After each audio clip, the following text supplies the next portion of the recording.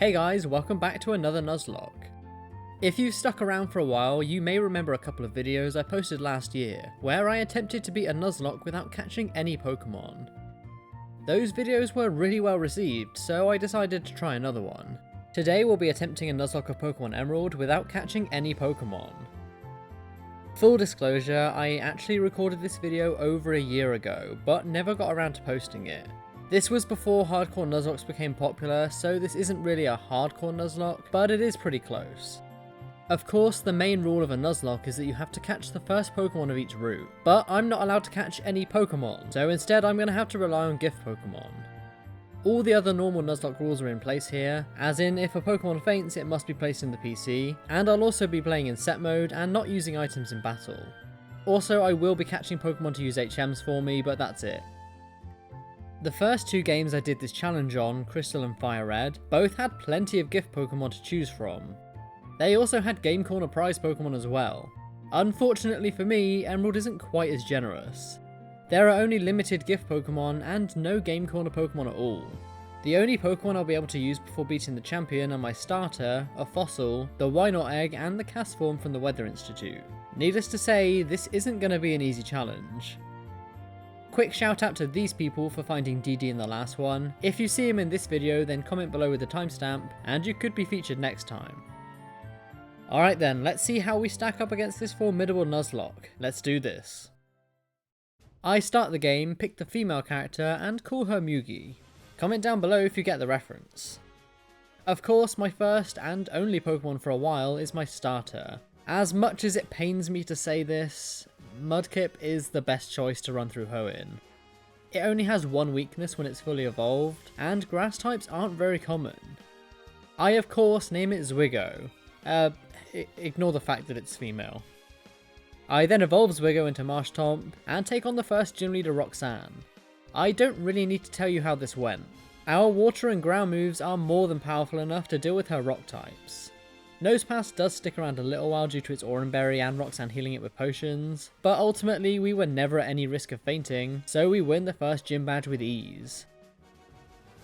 Brawly was much the same.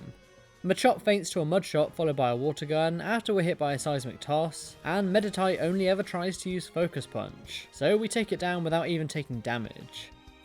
Makahita is last and does deal some good damage to us with a Vital Throw, but a few Water Guns send it packing and we win the second badge.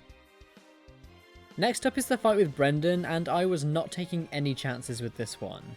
He has a Grovyle which we're 4 times weak to. I may be over leveled a tiny bit, but I did not want to lose the run here. Slugma obviously goes down in a single hit, and next up is that Grovyle. Despite being 8 levels higher, we're still outsped, but we can actually take an Absorb.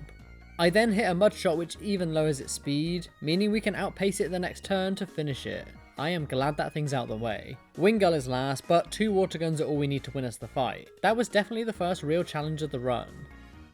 Not really much to say about Watson. We're immune to Electric and have Mud Shot, which is super effective against his entire team. One by one we take care of all of his Pokemon. Definitely the easiest gym fight so far. Before moving on, I actually pick up the TM for Ice Beam in the Game Corner and teach it to Zwigo. We're going to need all the type coverage we can get, and you won't find much better than Ice Beam. We then evolve Zwigo into a Swampert and face Maxi, who we sweep with ease. We then finally gain access to our next Pokemon. I pick up the egg in Laveridge Town and hatch it into a Wynot. I call it Godslayer, in memory of the Wobbuffet from my Emerald Gift Pokemon Challenge. I evolve it into a Wobbuffet and face the next gym. Flannery uses fire types, so you already know how this one goes. It goes without saying that we sweep her entire team. Man, I hate to admit it, but Swampert is actually insanely good in this region. Before facing Norman, we can actually get another team member. We have a choice between the Claw or Root Fossil. Personally, I've always been a fan of Anorith and Armaldo, so this was a pretty easy choice for me. I go to Rustboro where our fossil gets revived, and I give our new Anorith the nickname Breath, after fellow challenge runner and good friend The Breath. The link to his channel will be down in the description. Now we face our dad for our 5th badge. His first 3 Pokemon actually all go down to a single Muddy Water from Zwigo, and all that's left is Slacking. Muddy Water deals about 50% of its health, but he actually uses Yawn, and then heals up with a Citrus Berry. I switch into Godslayer as he's loafing around, and try to counter his normal attacks, but he just uses Yawn again. I decide to send Zwigo back in, where we can hit a Mud Shot, easily take a counter, and finish it off with one more Muddy Water to win us the badge. So far so good. We then beat Team Aqua, where we're gifted our final Pokemon for the run, Castform. Look, I'm not proud of this nickname. It's not witty, it's not clever, let's just move on. We're then faced with another rival fight, but Breath actually single-handedly sweeps his entire team. I wasn't expecting that, but I'll take it. We then take on the 6th Gym Leader Winona. I decide to lead with Castform and take down our first Pokemon Swablu with a couple of Ice Beams without much resistance.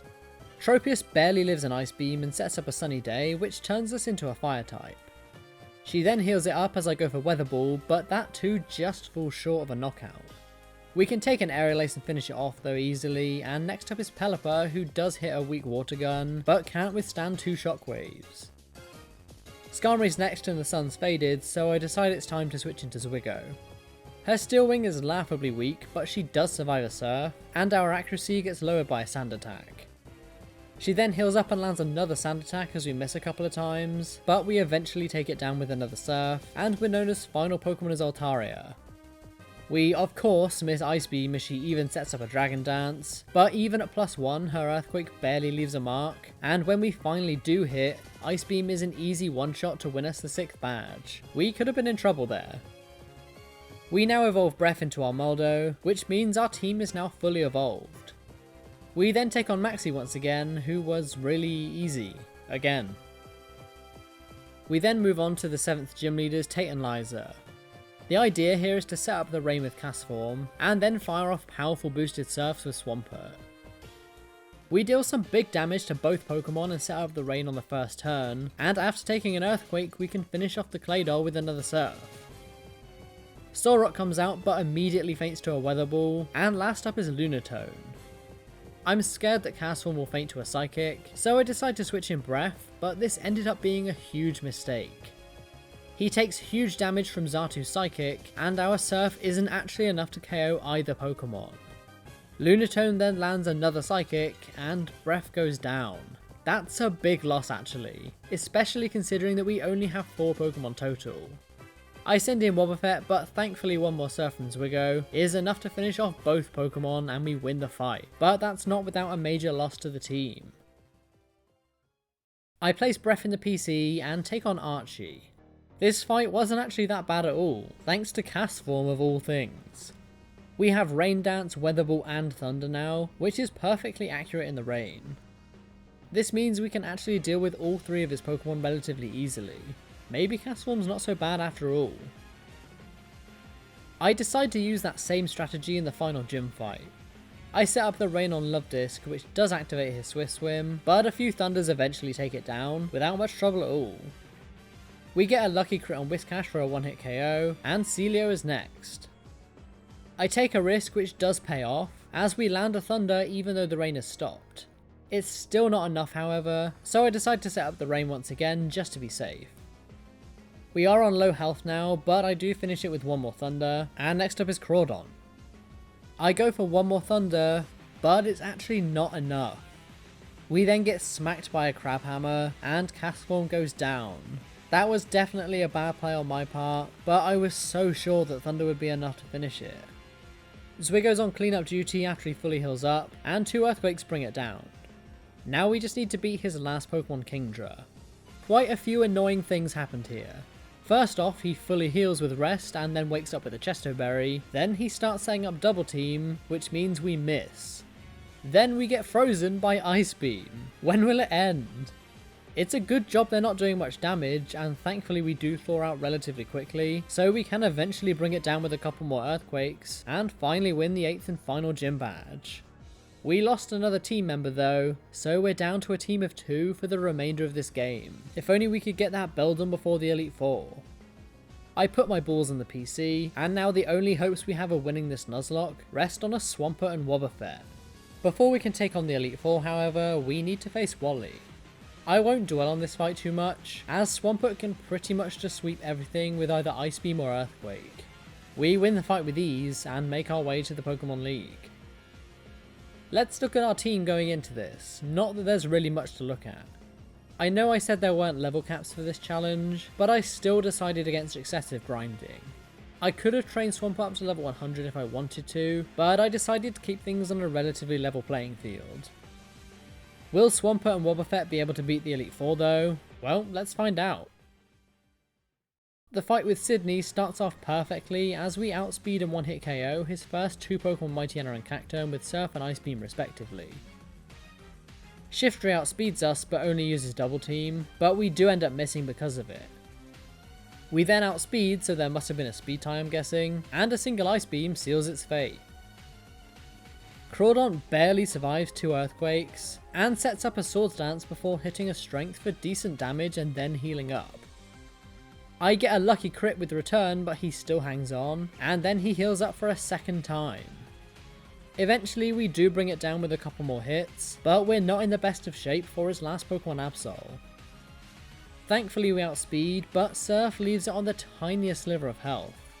He probably could have finished us here, but he actually just sets up a Swords Dance, meaning we can outspeed and KO the next turn for the win. Not gonna lie, that was close. Phoebe is next, but actually wasn't too difficult. None of her Pokemon can really deal a lot of damage to us, and we can two-shot her entire team, with the exception of Dusclops. We did take a lot of damage over the course of the battle, but we were able to remain in control and come out on top. Unfortunately though, we didn't have the same level of control against Glacier. Celio wasn't an issue, only setting up a hail before going down in a couple of hits, but her first Glalie actually deals some massive damage to us before going down. The second Celio brings us down to red health, before fainting to a couple of Earthquakes, but we're in really bad shape now. I know I'm going to need Zwigo if I want to win this run, so I decide now's the time to send in Wobbuffet. It's looking like I might just be able to take two Ice Beams, but she must have got a better damage roll this turn, and we unfortunately go down to the second one. Now all we have left is a very weakened Swampert, and this isn't even her last Pokemon. I send it in and go for Surf, and thanks to our ability, it is actually enough to finish it off. Surely there's no way. Glacier's final Pokemon is Walrein, and my doubts are quickly realised as Earthquake deals less than half, and we fall to a Surf, ending the Nuzlocke. We got pretty close, but not close enough. It's a real shame that we lost where we did. If we had somehow beaten Walrein, I think Drake wouldn't have been too much of an issue, as we have Ice Beam. I really doubt we would have beaten Wallace though, so I guess it's not the end of the world. Either way, I'm still happy I got as far as I did in this one. It was a lot of fun as well, even if I did play it over a year ago. I still remember it like it was yesterday. If you want to see more videos like this in the future, then let me know down below in the comments. Let's quickly talk about our team. I was really impressed with Castform in particular, as it really did come in useful, and I feel we lost it too soon. It could have been a great addition to our Elite Four team. Armaldo unfortunately didn't really get to do too much, but he was still a valued team member. And then there's Wobbuffet, who pretty much did nothing the entire run, to be honest. It's just so much harder to train than most Pokemon, so it didn't really have much of a chance to shine. Of course, Swampert was the MVP of the team, and I'll admit I might have even gained a tiny bit of respect for Swampert after this run. Just a little bit though, I don't want to give Zwigo any ideas. In my heart, Sceptile is still number one. If you enjoyed this video, then please consider giving it a like, and subscribe to the channel if you're new around here. We're closing in on 36,000 subscribers, and it would be amazing to reach that by the end of the year. I'm not entirely sure what video will be next, as my in-laws are still here at the time of recording this. I'll try and get something out on time, but let me know in the comments down below if you have a challenge idea you'd like to see me take on. That's pretty much all I've got for you today, so as always, thank you all so much for watching. Until next time.